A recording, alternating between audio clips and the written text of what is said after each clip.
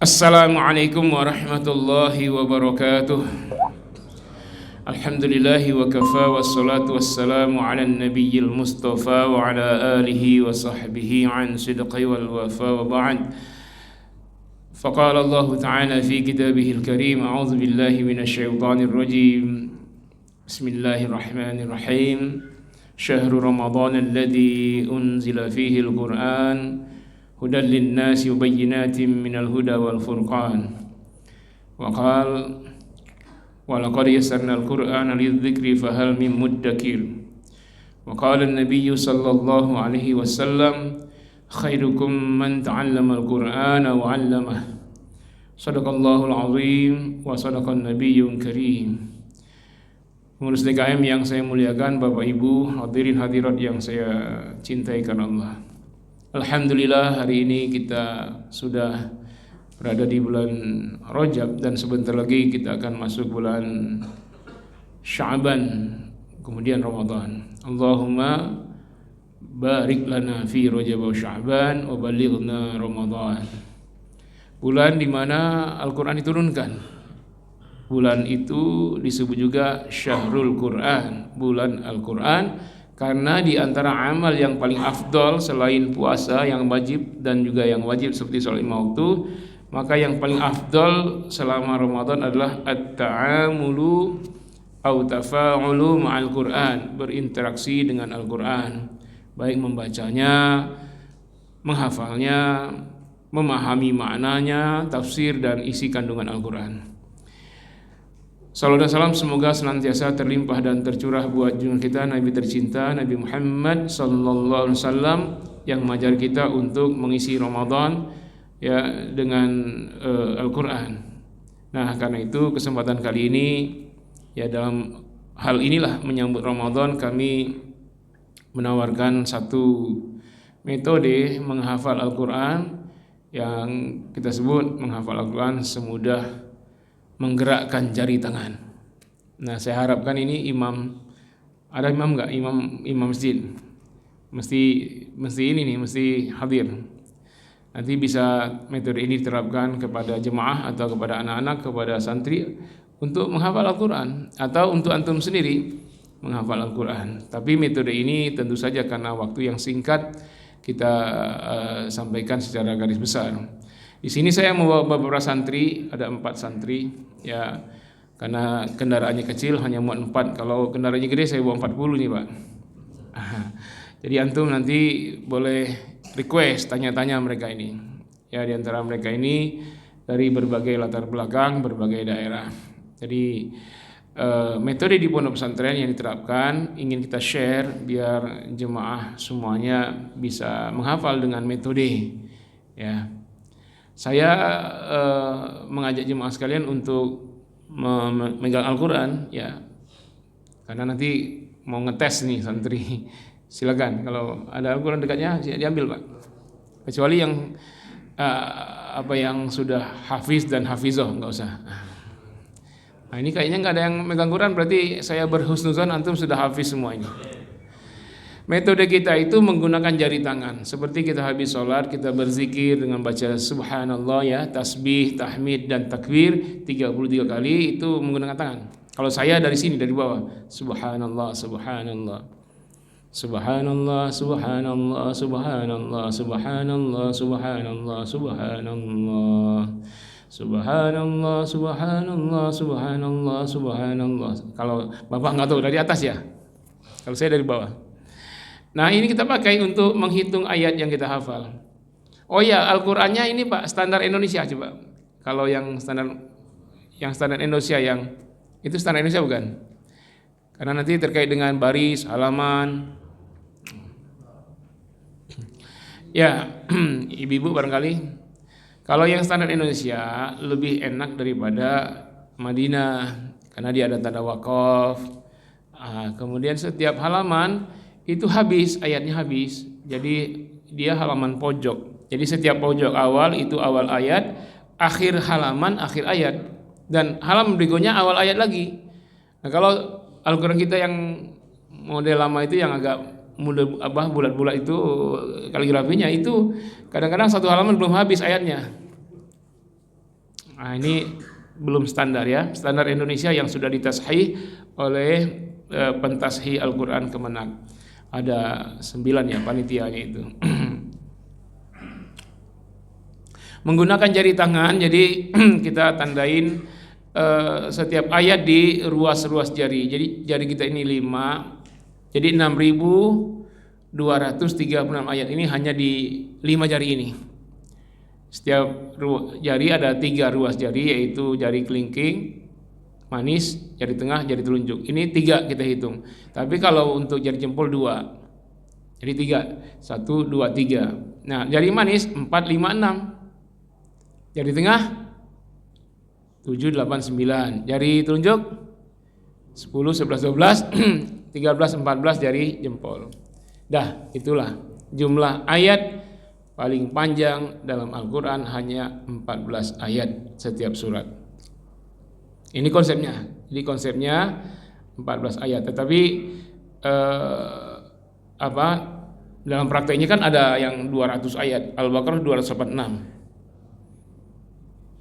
Nah, bagaimana metode ini? Ya, kita perkenalkan dulu. Sebelum menghafal itu kita menghafal dulu clue-nya, awalan Pak. Jadi itu bagi penghafal Quran itu kalau diingatkan awalannya, ingat sampai akhir ayat. Kayak antum sekarang hafal surat apa?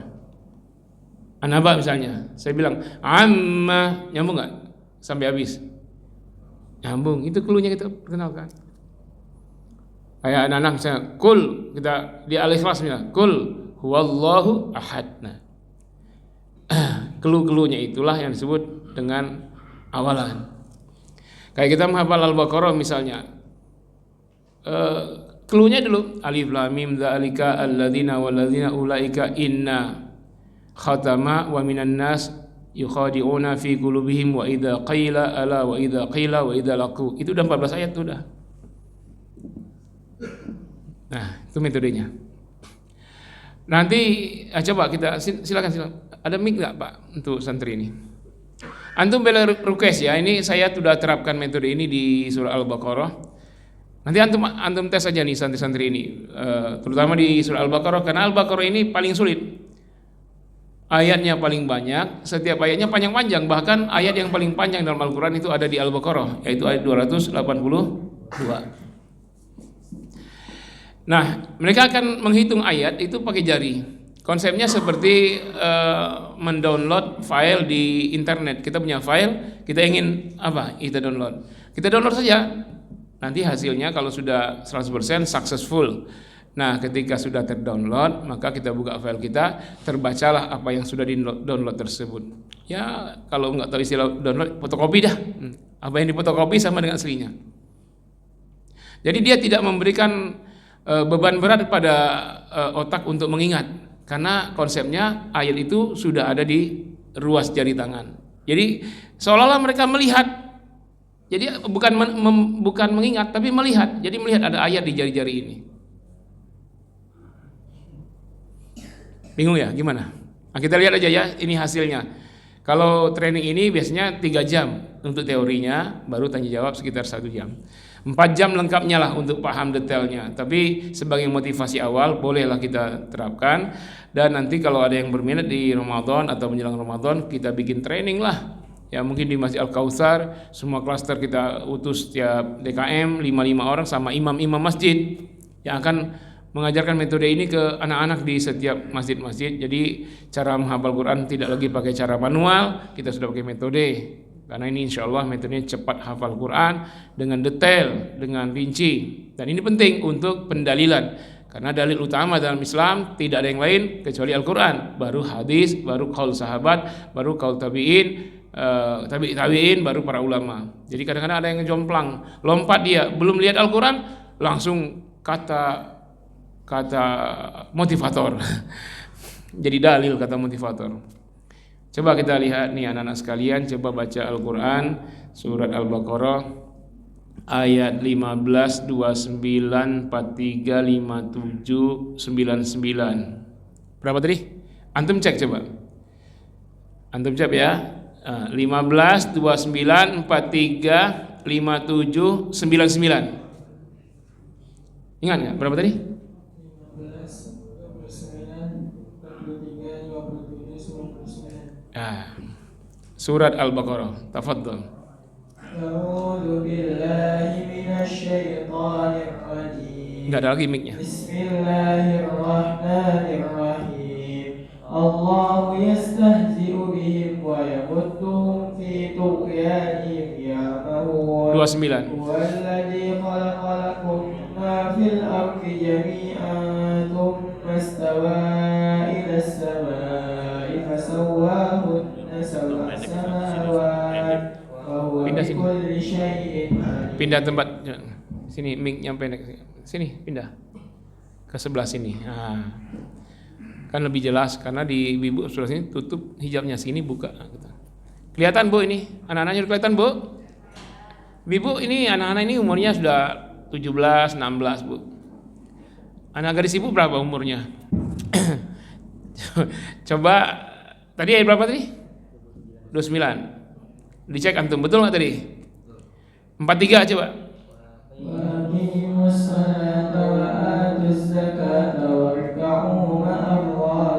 Ada yang ngecek? 99.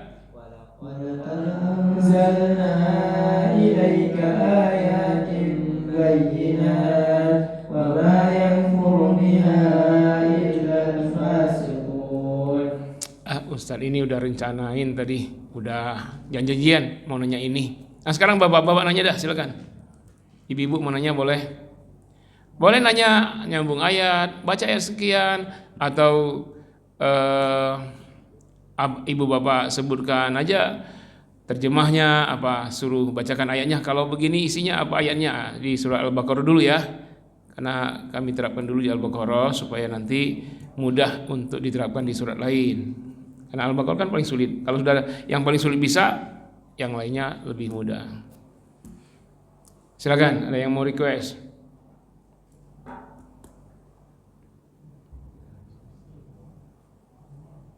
Mereka akan cepat ngejarnya, membacanya di jari mereka. Atau silakan nanti satu orang nanya, satu orang nyari di Al-Quran, duluan siapa yang dapat? Ayo yang mau nyari siapa? Mau nyari ya, yang pegang Quran ya nyari. Nah, sekarang yang nanya silakan, mau nanya apa? Yuk. Ayat 20. Fadal.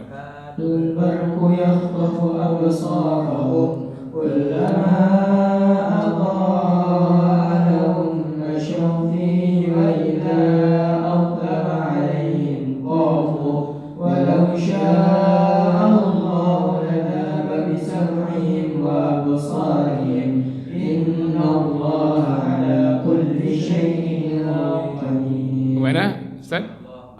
Fadal. Ntar dulu, tadi ayat berapa? 20. Ayat 20 dalam Al-Quran, silakan dicek. Ayat 20. Halaman kanan atau kiri? Kiri. Pojok atas, tengah atau bawah? Tengah. Hitungannya kan satu halaman 15 baris. Kalau 1 sampai 5 atas, 6 sampai 10 tengah, 11 sampai 15 bawah. Tadi kan apa? Tengah apa bawah? Atas? Tengah. Baris ke berapa kalau begitu? 8, 9, 10. Udah ngecek? Tolong dicek Pak. Halaman berapa? Halaman 4. Ya kayak Ustadz Aidi Hidayat gitulah.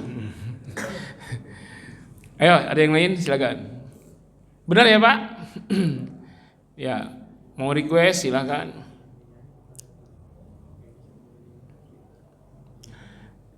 Mereka sebenarnya bukan menghafal dari urutan 1 sampai sekian, enggak, karena sudah ada catatan di tangan ini. Jadi ketika misalnya antum tanya 20, mereka tidak mengingat dari 1, karena 20 udah ada di jari, oh di sini, kelihatan tuh bacaannya sudah ada.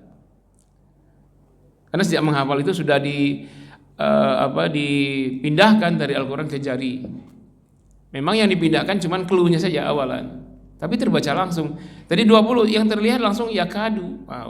Yakadul barqu yakhtafu absarahum kullama adha wa idza zulama alaihim qamu walau syaa, dan seterusnya.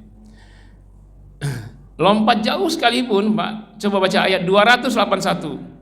Wattaqu yawman turja'una يرجعون فيه إلى الله ثم توفى كل نفس ما كسبت وهم لا يظلمون. Antum belum selesai nyarinya, mereka sudah selesai bacanya. Yang nyari. Itu ayat 281 itu halaman kanan atau kiri? Kanan. Pojok atas, tengah atau bawah? Bawah. Baris ke berapa? 14, 15. Halaman berapa? 40. Coba yang ngecek betul nggak, Pak? Sudah ketemu? Halaman 47 betul nggak? 281. Baris ke 14 dan 15 betul nggak? Pojok bawah kanan. Nah. 281 itu ada ruas dari mana? 281 di mana jadinya? Gimana cara ngitungnya? Jelaskan, tanggung jawab. Ayo. Saya minum dulu. Bismillah. Jelaskan. Di dalam metode ini, metode menghafal semudah menggunakan jari tangan, itu tidak ada surat yang panjang. Maksimal surat itu memiliki 14 ayat. Jadi setelah 14 ayat itu habis, kemudian bagaimana sisanya itu dilanjut lagi ke 14 ayat berikutnya. Contohnya surah Al-Baqarah ayat 1 sampai 14. Ayat 1-nya diawali di jari kelingking bagian bawah, ayat 14-nya di jari jempol bagian atas. Kemudian ayat 15-nya gimana? Ayat 15-nya diulang lagi dari jari kelingking bagian bawah. Jadi ayat 15 itu ayat 1 Al-Baqarah 2. Paham maksudnya? Sampai 28. Ayat 28 itu ayat 14 Al-Baqarah 2. Ayat 29 itu ayat 1 Al-Baqarah 3. Sampai 42. 42 itu ayat 14 Al-Baqarah 3. Nanti ayat 43 itu ayat 1 Al-Baqarah 4. Ayat 56 ayat 14 Al-Baqarah 4. Jadi maksimal ayat cuma 14, Pak. Enggak ada yang lebih dari 14. Itu kan kalau coba sekarang nih ya. Nih, coba. Bacakan surah Al-Baqarah ayat 113, 127, 141, 169, 169, 183, 183 tambah 14 197. Coba 113. قالت اليهود ليست النصارى على شيء وقالت النصارى ليست اليهود على شيء وهم يتلون الكتاب كذلك قال الذين لا يعلمون مثل قولهم فالله يحكم بينهم يوم القيامة فيما كانوا فيه يختلفون. 127. وإذ يرفع إبراهيم القواعد من البيت وإسماعيل ربنا تقبل منا إنك أنت السميع العليم. 141. تلك أمة قد خلت لها ما كسبت ولكم ما كسبتم ولا تسألون عما كانوا يعملون. 155. ولنبلونكم بشيء من الخوف والجوع ونقص من الأموال والأنفس والثمرات وبشر الصابرين. 169. إنما يأمركم بالسوء والفحشاء وأن تقولوا على الله ما لا تعلمون. 183. يا أيها الذين آمنوا كتب عليكم الصيام كما كتب على الذين من قبلكم لعلكم تتقون. 197. الحج أشهر معلومات فمن فرض فيهن الحج فلا رفث ولا فسوق ولا جدال في الحج وما يفعلوا من خير يعلمه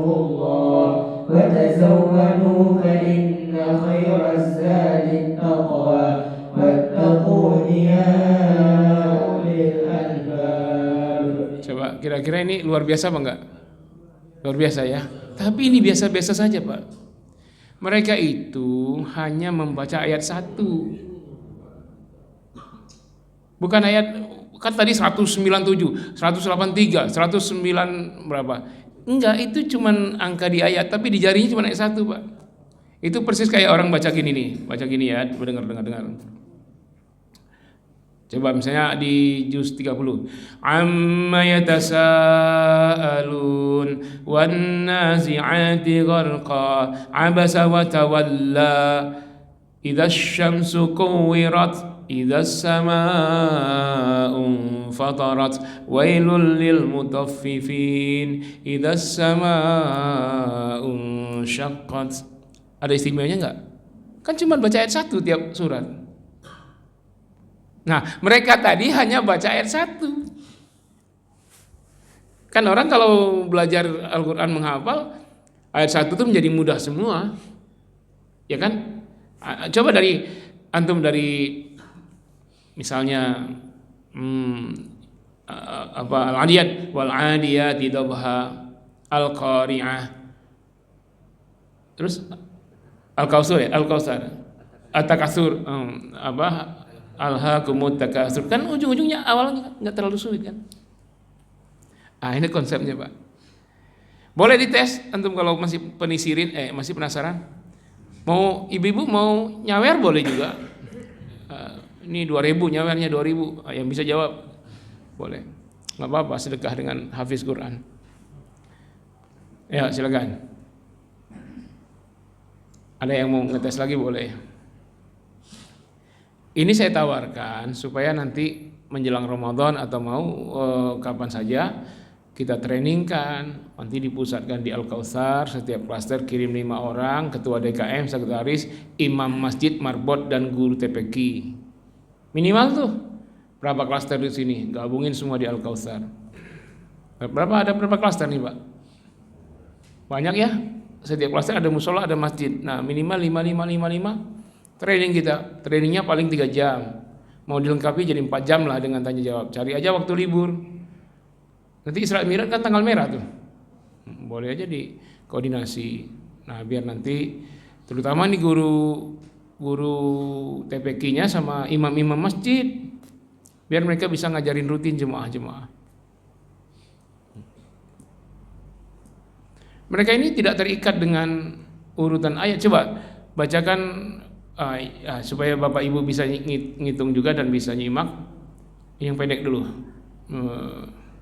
An-Naba. Hafal An-Naba?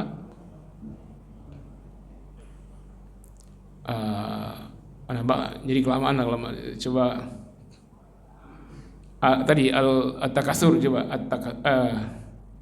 Az-Zalzalah, Al-Humazah dah. Berapa ayat Al-Humazah? 9. Coba baca surah Al-Humazah dari ayat 9 sampai ayat 1. Coba cek, Bapak Ibu boleh buka Al-Humazah. Setelah Al-Asri kalau nggak salah ya? Setelah Al-Asri, coba cari di akhir-akhir Al-Quran itu. Al-Humazah. Baca dari ayat 9, 8, 7, 6, 5, 4, 3, 2, 1. Mulai. 8. Innaha 'alaihim muqsadah 7. allati tattali'u 'alal afidah 6. narullahil muqadah 5. wa ma adraka mal hutabah 4. kalla layumbadanna fil hutabah 3. yahsabu annama lahu afladah 2. alladzi jama'a malahu wa 'addada 1. wailul likulli humazatin lumazah. Sebenarnya mau Al-Baqarah pun bisa dari 286 sampai 1. Tapi kelamaan ya, 2 juz setengah. Ini bukan sengaja membalikkan dari ujung, bukan, dia itu hanya baca, ada tulisan di jarinya. Tulisannya itu adalah clue-nya itu awal ayat. Lompat juga bisa nih. Coba An-Naba tadi, An-Naba dari ayat, coba dicek ya, An-Naba ya, surat pertama juz 30. 37, 34, 31, 29, 28, 26, 23, 20, 17, 15, 14, 12, 9, 6, 31. Coba Anda Pak, 37.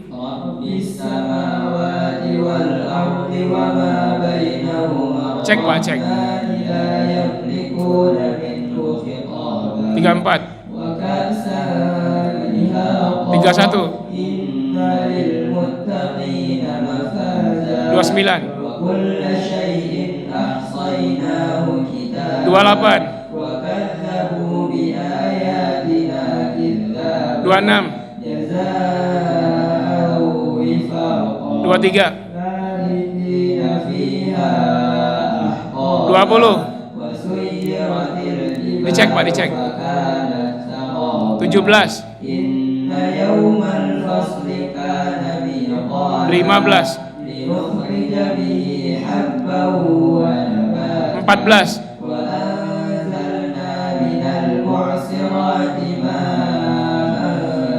12,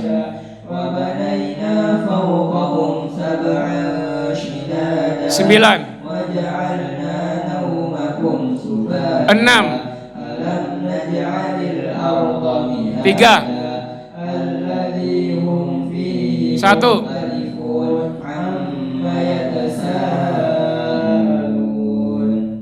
Sahih? Ayo. Jadi, mereka ini tidak beban di otak ngapal, dia baca Pak. Kalau baca kan nggak beban, di jarinya sudah di download di jarinya. Jadi nggak ada kesulitan, tinggal baca.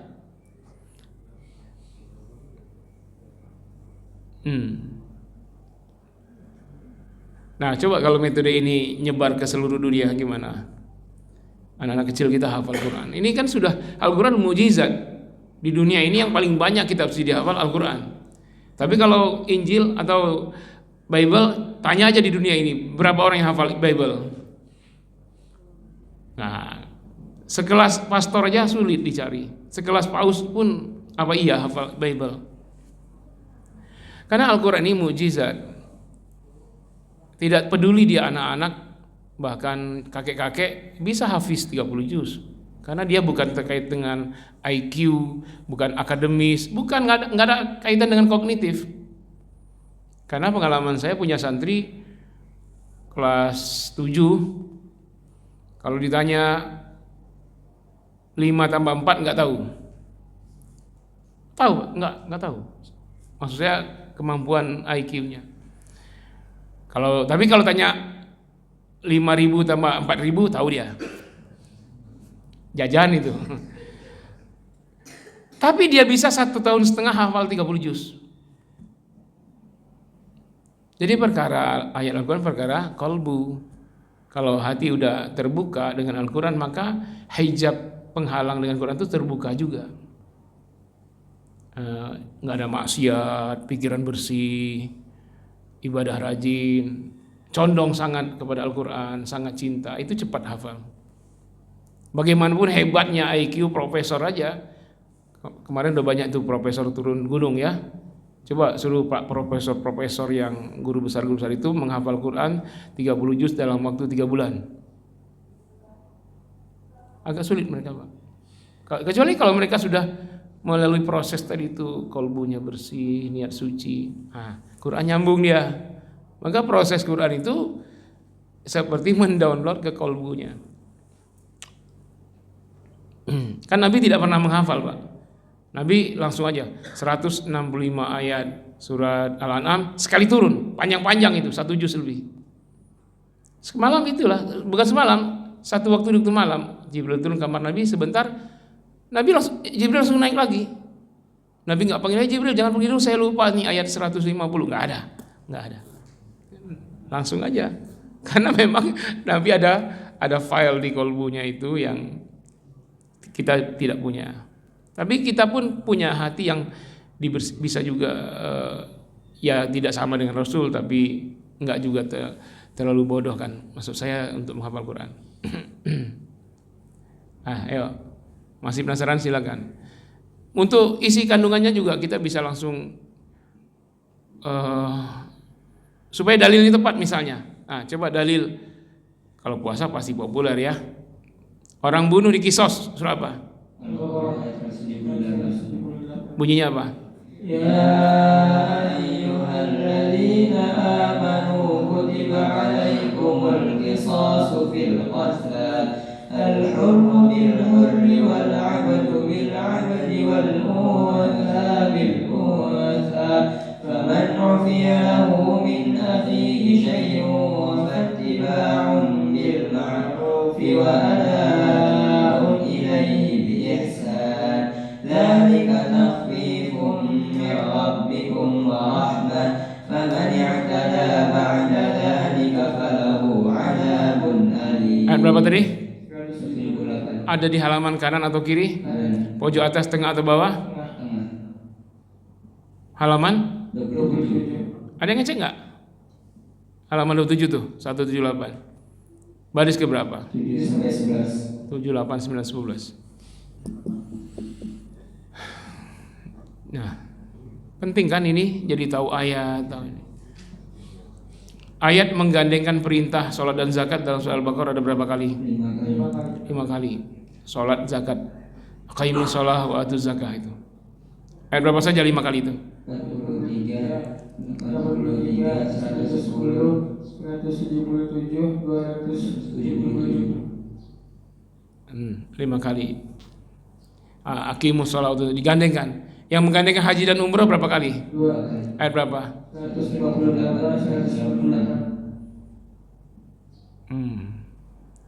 Yang menggandengkan iman dan amal soleh, alladzina amanu wa amilus sholihat 3 kali. Ayat berapa aja? 25, 82, 277. Yang melarang nikah orang dengan orang kafir, orang musyrik 221. Apa bunyinya? Wala tankihul musyrikati hatta yu'min wala amatum mu'minatun khairum min musyrikatin walau a'jabatkum. Panjang itu ya, kepanjangan. Ini lama pula. Halaman kanan atau kiri? Kanan. Pojok atas, tengah atau bawah? Atas. Atas. Halaman berapa? 34. Cek Pak, betul nggak? 35. Yang menghalangi, melarang menikah dengan wanita musyrik. Nah itu. Coba kira kalau metode ini kita terapkan se-Indonesia. Saya kepengen nih kalau ketemu Ustaz Adi Hidayat, mungkin beliau pun kaget. Kalau beliau bisa karena jenius. Bagaimana metode seperti beliau kita bisa hafal tapi tidak harus jenius. Ya biasa-biasa aja lah, tapi bisa dalilnya tepat. Kenapa?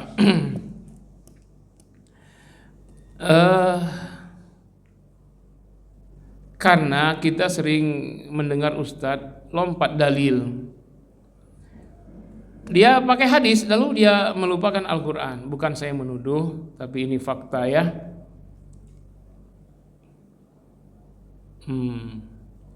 Ini ada 3 ustadz yang saya ambil dari YouTube, tapi nggak saya sebut namanya.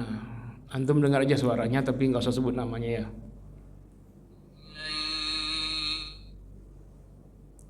Gimana ngilanginnya nih? Gaptek juga saya nih. Oh ini nih. Lu masuk surga Nabi Muhammad. Lu masuk surga itu bukan karena amal lu. Bukan utamanya karena amal lu, tapi kata Nabi Muhammad, lu masuk surga itu bukan karena amal lu. Bukan utamanya karena amal lu, tapi karena rahmat dari Tuhan. Lu masuk surga bukan karena amal lu, tapi rahmat dari Tuhan.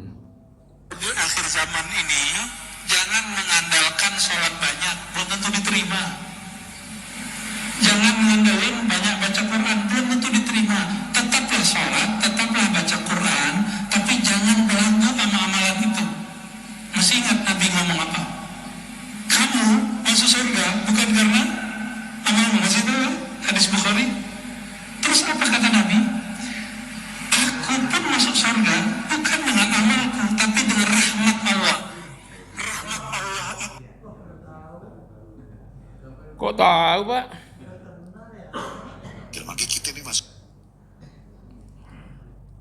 Maka kita ini masuk surga bukan karena bolehan amalan kita, tapi karena rahmat Allah Subhanahu wa taala.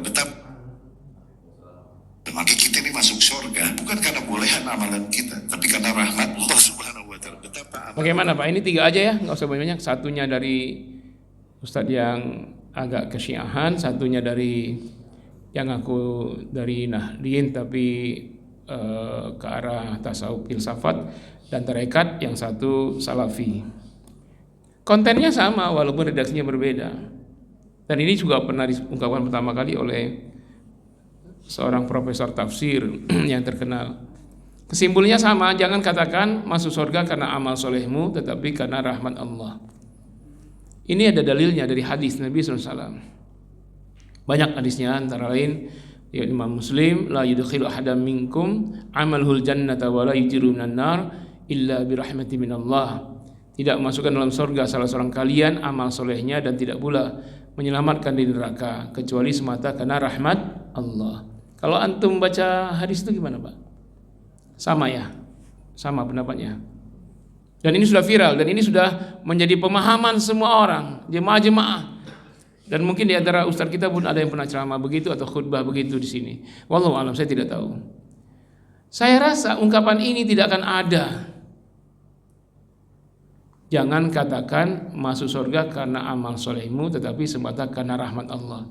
Seandainya yang berkata itu dia hafal Al-Quran,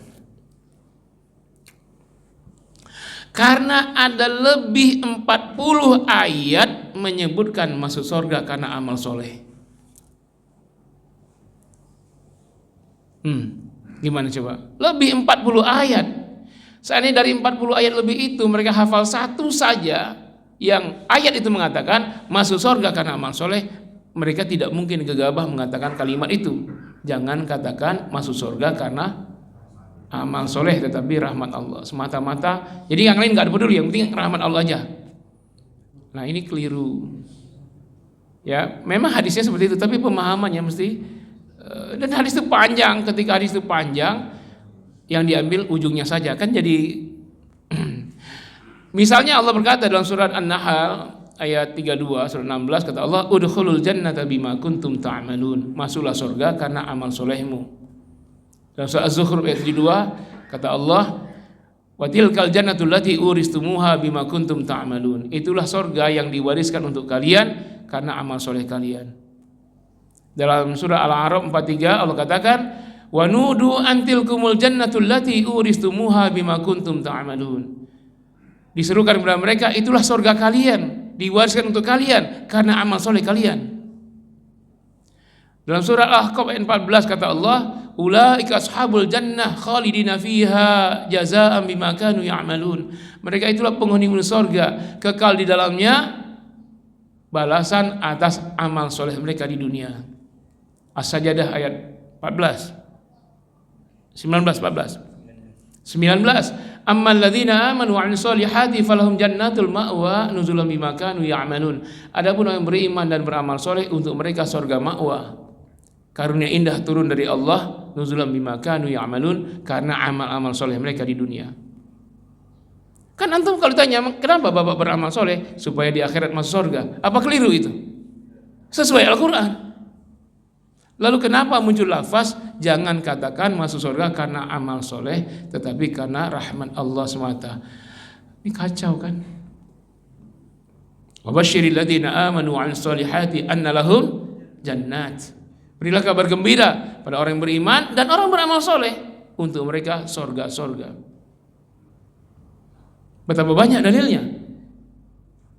Apa yang terjadi ketika mereka mengatakan seperti itu? Mereka memang pakai dalil, tapi hadis melewatkan puluhan ayat yang bicara masuk surga karena amal. Ini ada masalah di sini. Dan hampir menjadi pemahaman rata-rata umat. Akhirnya orang yang termotivasi beramal soleh jadi diurungkannya. Ngapain repot-repot? Yang masuk surga bukan karena amal, tapi karena rahmat.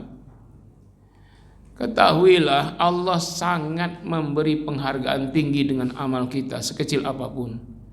Bahkan yang kecil itu dibalas berkali lipat, 700 kali lipat, tidak terhingga, bahkan dibalas dengan surga. Faman ya'mal mithqala dzarratin khairan yarah wa may ya'mal mithqala dzarratin syarran yarah. Kecil saja kebaikan kalian sebesar zarrah, Allah balas berbobot. Kecil, bahkan zarrah itu cicit corona. Sekecil cicit corona dibalas. Jadi kalau kita mengatakan amal kita tidak menghantarkan ke surga, seolah kita berkata Allah tidak membalas dengan berlipat ganda. Padahal Allah Maha membalas, Maha memberi rezeki, Maha melipat gandakan balasan. Nah, jangan-jangan kita mengingkari sifat Allah yang Maha melipat gandakan itu. Kalau ungkapan amal soleh tidak masuk surga, karena amal kita itu dihargai oleh Allah, kecil pun. Bahkan dimotivasi fastabiqul khairat, berlomba-lomba dalam amal baik, jangan ketinggalan. Wasabiqunas sabiqun, siapa yang duluan dalam amal soleh duluan masuk surga. Wasari'u, segeralah kalian mengejar ampunan Allah dengan amal kalian. Berlomba-lomba jangan ketinggalan. Nah, itu motivasi Allah terhadap amal soleh. Lalu kita bilang jangan karena amal soleh. Hadis itu dipahami panjangnya dari awalnya, jangan ujungnya saja. Nah, ini pentingnya menghafal Quran sebelum jadi ustadz. Kalau para ulama dahulu tidak ada yang, para ulama mazhab terutama ya, 4 mazhab itu tidak ada yang hafal Quran lewat 10 tahun, 9 tahun, 7 tahun ya udah hafiz. Dan bukan hanya hafal, dengan pemahaman dengan segala dalil, sehingga dia tidak direpotkan lagi ketika sudah usia dewasa, tidak direpotkan lagi dengan hafalannya sudah mutqin, tinggal analisa, tinggal nulis kitab, tinggal ngajarin santri-santrinya dan berdakwah dengan dalil yang kuat, hujah yang tepat. Nah, jadi amat penting bagi kita untuk memahami itu. Makanya metode menghafal Quran memang harus berubah. Walaupun menghafal Quran tidak boleh berubah, tapi metodenya. Dulu metode yang paling lama itu menghafal Quran itu baca 70 kali, Pak. Sampai betul-betul akrab sehingga sudah refleks saja baca Al-Quran, hafalan itu. Iya, metode dulu memang bagus. Tapi kalau antum baca 70 kali satu halaman, menghafal satu halaman, baca 70 kali, nanti yang ke-50 antum sudah serak. Sudah enggak ada suara lagi.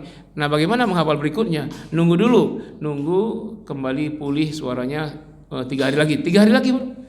Kan kita repot, makan waktu lama. Lalu agak maju sedikit, setiap menghafal baca dulu 20 kali. Sama juga, kalau kita semakin tua terbatas. Nanti lama-lama serak juga. Kapan menghafal yang berikutnya? Kalau 20 kali itu habis dengan serak. Metode harus ditemukan. Jadi dengan cepat saja kita bisa menghafal Al-Quran, walaupun tidak pengulangan sampai 70 kali, 20 kali. Tapi yang penting setelah hafal kita ulang-ulang berkali-kali. Itu yang penting. Ya, yang penting setelah hafal ulangi berkali-kali. Bukan saat menghafal cukup 3 kali ulangan. Tapi setelah hafal berkali-kali. Kita baca dalam sholat, kita baca dalam qobliyah ba'diyah, kita baca dalam sholat duha, kita ulangi dalam sholat tahajud. Maka Al-Quran itu kita setor kepada Allah. Ya Allah, saya setor hafalan baru. Ya Allah, kalau orang menghafal Quran dia setor ke muhafiz, guru pembimbing hafiznya, tahfiznya. Oke, bagus. Tapi yang terbaik kita, ya Allah, setiap sholat saya akan baca ayat baru. Saya setoran ya Allah. Ya, kalau kita populer kan kulhu ina atau ina, sholat zuhur, sholat asar. Ya ternyata Pak, Al-Quran itu juga surat An-Naba juga Al-Quran, surat Al-Kautsar, At-Takasur, Az-Zalzalah juga Al-Quran. Nah, kenapa tidak kita pakai yang lain-lain? Bagus sih kulhu bagus, tapi kalau sholat zuhur asar itu aja. Ghairil maghdubi alaihim waladdallin amin. Inna a'taina. Rakaat kedua kul huwallahu ahad. Ya bagus. Tapi kan 114 surat Pak, bukan hanya 2 Al-Quran itu. Hafalan baru, ya Allah, saya setor hafalan baru setiap sholat. Tapi harus memang diawali azam yang kuat, semangat yang membara. Gak boleh tanggung-tanggung. Yang kedua, setelah hafal jangan berhenti mengulang hafalan. Menghafal sebentar, murojaah yang lama. Murojaah sampai kapan? Sampai mati. Murojaah itu sampai mati.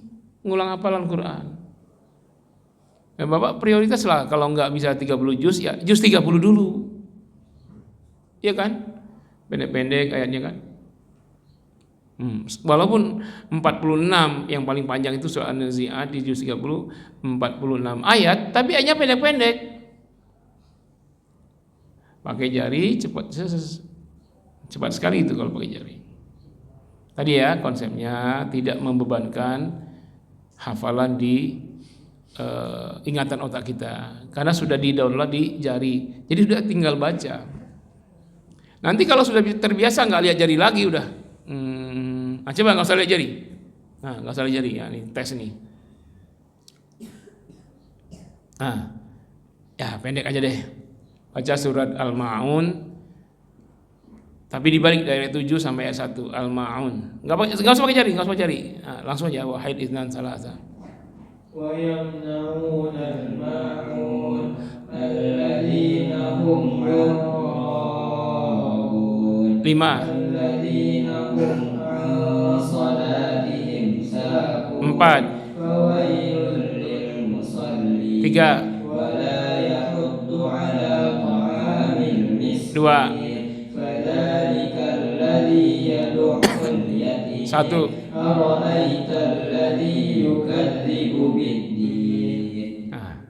Awalnya pakai jari, kayak orang sempoa. Awalnya dia pakai sempoa, tek, ya kan?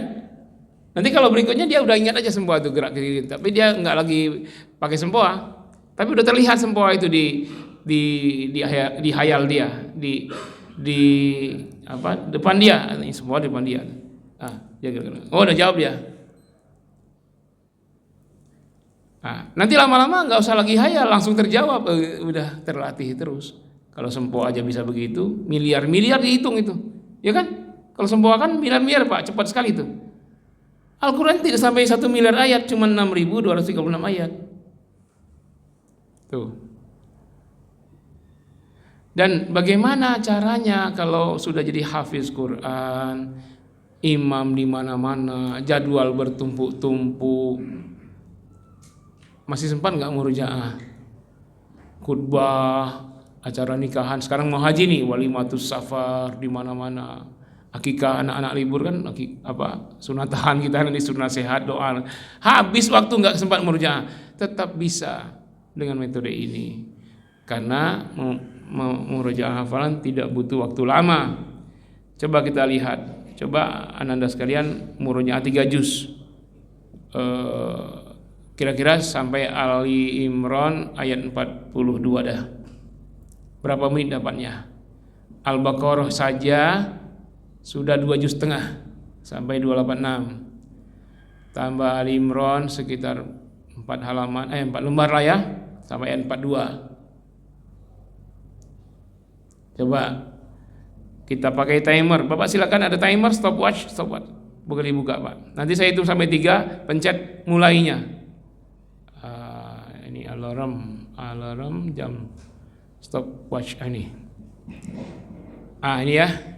Ini stopwatch. Kita lihat, coba murojaah hafalan Al-Quran 3 juz. Siap nggak nih? Siap. Fokus ya. Konsen. Wahid 1. Ada yang timer nggak? Ada Pak. Timer Pak? Ya silakan timer. Ibu-ibu. Hitungan 3, pencet mulainya. 1, 2, 3. Alif lam mim dzalika alladziina walladziina ulaika innal ladziina kafaru minan nasi yaquluna fi qulubihim wa idza qila wa idza laqu ulaika masalun sulman aw yaqulu ya ayyuhalladziina wa in kuntum baina basyirin wa alladziina kaifa wa yaqulu ala ma qalu qala wa in kuntum qala wa taquluna bi walladziina yamani wa aqima tamruna wa sa'ina alladziina yamani wa taqwa inna wa yaquluna wa idza summa wa idza taina wa yaqulu wa idza summa adrana wa yaquluna badala wa idza wa yaqulu min alladziina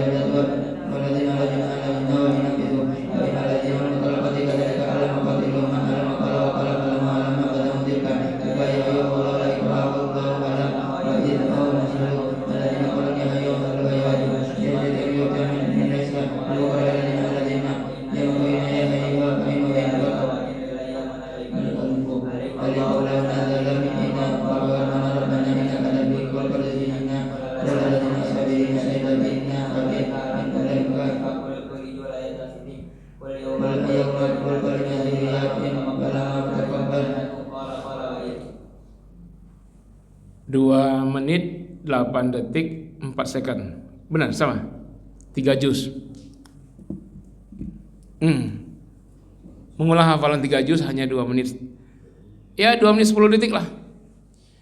Kalau rata-rata kita bikin aja 1 menit 1 juz, berarti 30 juz hanya 30 menit. Setengah jam mengulang hafalan 30 juz. Ada alasan, hafiz Quran tidak ada waktu untuk murojaah. Kalau dia dijemput ceramah, jangan banyak ngobrol di mobil. Kan dijemput ceramah nih, Ustadz hafiz Quran. Dalam perjalanan ke tempat ceramah 1 jam. Ya udah, supirnya supir aja, kita bisa 2 kali ngulang 30 juz. 1 jam di mobil. Ya itu kalau nggak nyetir sendiri. Kalau nyetir sendiri nggak bisa Pak. Waduh. Kalau nyetir sendiri ya, makanya Ustadz itu jemput. Nggak apa-apalah. Kalau nggak disuruh aja naik Grab. Bayarin ongkosnya. Iyalah, masa Ustadz bayar sendiri. Nah itu Pak, metode ini nggak ada alasan juga bagi hafizah perempuan. Kain saya lagi haid nggak boleh baca. Siapa yang melarang baca awalan ayat? Nggak ada. Kan ada khilafiyah soal hafiz Quran perempuan. Bolehkah dia mengulang hafalannya sampai utuh ayat? Ya pada umumnya khilafiyah, tapi yang kalau dia baca ayat dalam kondisi tidak utuh, boleh seorang wanita haid mengulang hafalannya. Tapi jangan utuh. Misalnya alhaakumut takatsur. Ya bisa alhaakumut takatsur. Ah itu boleh, itu putus tengah. Kalau utuh nggak boleh. Itu pada perbedaan pendapat. Tapi dengan metode ini nggak ada khilafiyah. Siapa yang melarang? Metode mazhab mana yang melarang wanita hafiz Quran mengulang hafalan saat haid? Nggak ada. Nggak ada pada orang baca awalan doang. Nggak sampai 1 ayat, setengah ayat nggak sampai. Dia cuma baca keluhnya saja. Jadi menjadi solusi bagi wanita haid untuk mengulang hafalannya. Ya, kalau dia haid 7 hari tidak ulang, lupa semua Pak hafalan tuh. Tapi setiap hari bisa mengulang hafalan 30 juz berkali-kali kalau nggak ada kerjaan sambil naik kendaraan sambil daripada megang HP. Kadang-kadang orang dengan HP bisa habis 1 jam 2 jam medsos itu. Coba mengulang hafalan bisa 2 jam 4 kali mengulang hafalan. Ini metode ini. Nah, ini saya mau cari ini dari mana bisa membuat viral metode ini ya. Jalur mana? Saya adain training Pak, sudah saya undang kemana-mana, respon tidak terlalu banyak. Kemarin terakhir di Masjid Baitul Salam The Green itu cuma 150 peserta, 167 pesertanya dengan kapasitas masjid yang cukup besar. Dan itu pada rata-ratanya semuanya puas pesertanya itu dan siap melaksanakan metode ini. Tapi saya ingin lebih cepat karena kita berlomba, sebanyak-banyak orang sekarang berlomba-lomba dalam hal maksiat, teknologi ditemukan untuk maksiat, mendukung maksiat. Bagaimana kita melawan mereka dengan mengimbangi, bisa lebih cepat juga dalam hal menjadikan Al-Quran sebagai rujukan utama. Baru nomor 2 nanti sunnah, baru nomor 3 qaul sahabat, qaul tabi'in. Kalau tidak itu jumping Pak, kayak tadi ya, dia pakai hadis melupakan Al-Quran, atau dia pakai kata-kata filosof dia lupakan hadis. Nah ini kan ada lompat dalil ya. Nah ini sebuah tawaran. Sebentar lagi Ramadan, Syahrul Quran, kita lebih dahsyat punya prioritas. Kalau bisa antum sebelum Ramadan sudah hafal juz 30. Enak nanti puas ya, dalam ibadahnya puas kita. Apalagi sholat itu banyak sekali. Kita bisa sholat duha, sholat sunnah mutlak kapan saja waktunya, itu tidak ada masalah. Sholat mutlak itu tidak terlarang. Kapanpun mutlak itu boleh dikerjakan, kecuali pada subuh, pada asar. Hanya itu saja yang terlarang. Di waktu lain silakan. Nggak ada karenanya Ustaz mau sholat aja, namanya sholat mutlak. Nggak ada karenanya. Tapi nggak boleh pada subuh, pada asar ya. Nah di sholat itulah, ya Allah saya mau setoran. Nah, setoran kepada Allah dalam bacaan sholat kita itu Al-Quran. Alangkah indahnya kita di bulan Ramadan. Kalau orang selesai baca 30 juz di Ramadan dengan membaca ketika duduk, kita selesai dalam Ramadan itu 30 juznya dalam membaca dalam sholat. Nah, itu luar biasa itu. Teruskan di luar Ramadan, jangan Ramadan doang. Nah, ini sebuah tawaran ibu-ibu, mungkin majelis taklim atau nanti bisa dikoordinir disampaikan usul bagaimana kalau masjid-masjid sekitar nanti namanya klaster Villa Dago Pamulang, ntar klaster perumahan BSD, klaster perumahan Bintaro, klaster Pondok Ranji, klaster nanti gabungan semuanya. Hayalan saya begitu. Kayak Yusuf Mansur dulu bisa ngumpulin satu stadion, Pak. Cuman setoran Ar-Rahman doang. Beliau mengundang Syekh Al-Matrud, beliau pernah mengundang Profesor Dr. Imam Sudais, Abdurrahman As-Sudais, dan juga Syekh Misyar Rosid. Pernah itu, Pak. Itu satu stadion, Pak, Gelora Bung Karno itu penuh. Nah, Ustaz Yusuf Mansur aja bisa, maka kita nggak bisa. Hari ini santri kita 3 orang, berapa? 3 santri, 1 OB, 2 guru, 2 ustazah, umroh ke Mekah. 2, yang satu lagi guru BSD, nah, Bu Ilmi namanya. Itu karena Al-Quran. Santri kita bisa ke Mesir. Ini udah tahun keberapa nih donatur ngasih umroh kepada para santri kami yang hafiz 30 juz. Dan alhamdulillah ketemu Imam Masjidil Haram, setoran, Pak.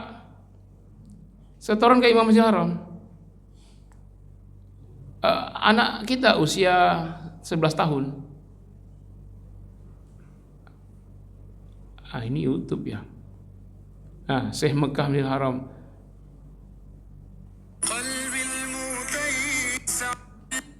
Ada iramanya sih. Ini ada YouTube-nya, cuman saya nggak mau. Ini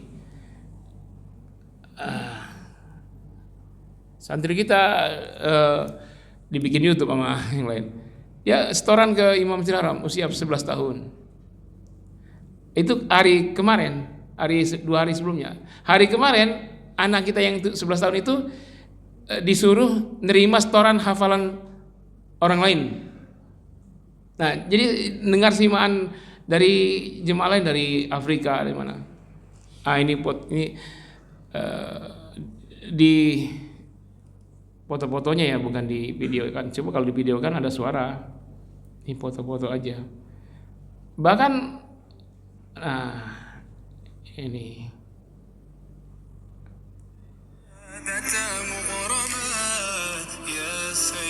kok ada suara semua sih? Yang suara mereka setoran. Ini baru dibikin videonya sama mereka. Dan sebelumnya ada berapa pula santri yatim piatu sebatang kara kita kirimkan untuk umroh. Itu lewat donatur juga. Nah, itu luar biasa karena waktu itu diminta jadi imam taraweh di mana-mana. Akhirnya salah seorang jemaah di masjid tersebut menginfakkan dana untuk umroh. Nah, termasuk sini antum kalau misalnya butuh imam ini, mereka bisa ngimamin taraweh atau qiyamul lail yang pendek tarawehnya atau qiyamul lail yang panjangnya, insyaallah mereka siap nanti kan. Karena kita butuh imam yang muda-muda itu kalau untuk qiyamul lail. Karena biasanya yang muda-muda ini suaranya terjaga. Kalau yang agak terus sedikit, kalau hari ke-15, 12 mulai serak itu. Apalagi hari ke-20 itu udah mulai serak. Nah, kalau mereka ini masih paten ini untuk ngimamin qiyamul lail di saat i'tikaf misalnya.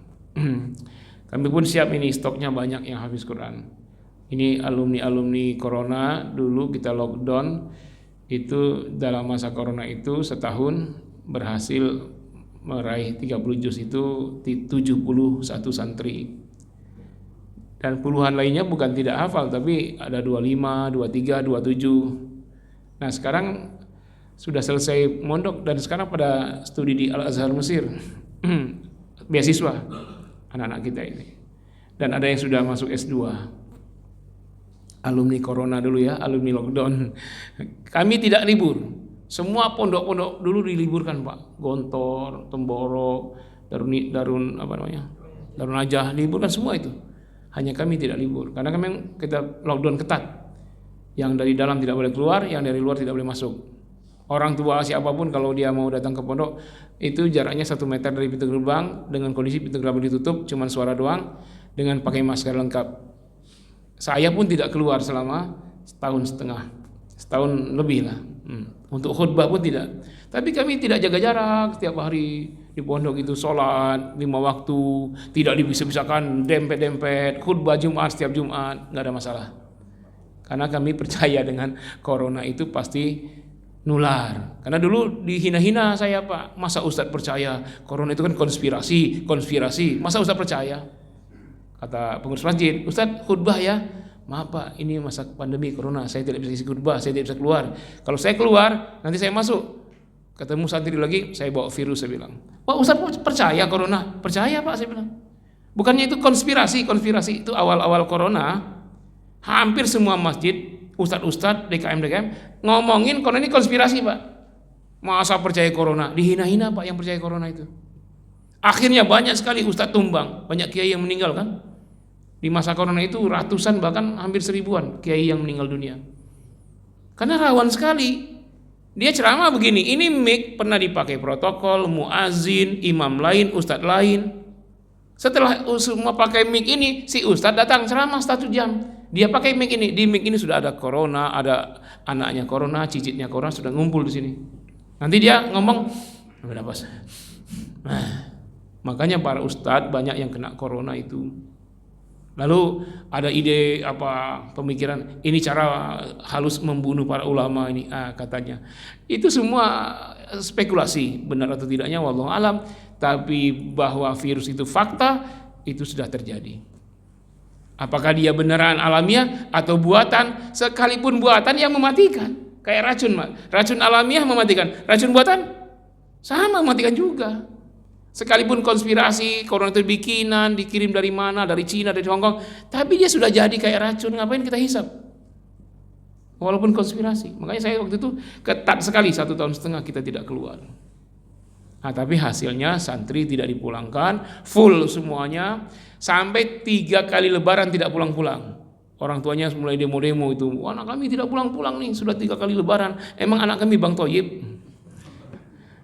Demo, akhirnya yang lebaran keempat, karena 2 kali Idul Fitri, 2 kali Idul Adha ya. Yang keempat kita pulangkan. Yang udah kangen semua orang tuanya kan. Kita pulangkan itu akhir corona. Nah, akhir corona itu Delta lagi ngamuk itu. Pulang kampung pada kena semua di kampung masing-masing. Nah, coba kalau bersabar sampai 2 kali lebaran Idul Fitri, 2 kali lebaran Idul Adha di pondok, aman semua itu. Nah, jadi 2 kali lebaran Idul Fitri, 1 kali Idul Adha di pondok. Nah, kita dapat informasi pas pulang kampung itu pada kena semua. Saat Delta pula itu. Akhir-akhir corona kan Delta ya. Ini ya wallahu alam. Tapi kita berupaya maksimal supaya hasilnya maksimal untuk generasi kita juga, untuk mereka juga nih. Karena Al-Qur'an syafaatun fid dunya wal akhirah, syafaat dunia akhirat. Buktinya apa syafaat?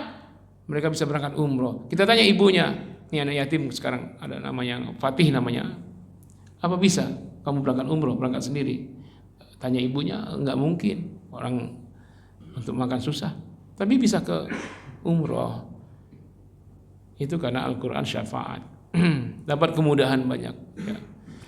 Nah ini jemaah sekalian, mohon maaf yang sebesar-besarnya, terima kasih sebuah tawaran supaya kita memprioritaskan kita di bulan Ramadan untuk berinteraksi, membersamai Al-Quran sepanjang Ramadan, baik siangnya maupun malamnya. Semoga kita semua termasuk min ahlillahi fil ardi ahlil Quran, yaitu keluarga Allah di bumi, yaitu keluarga Al-Quran.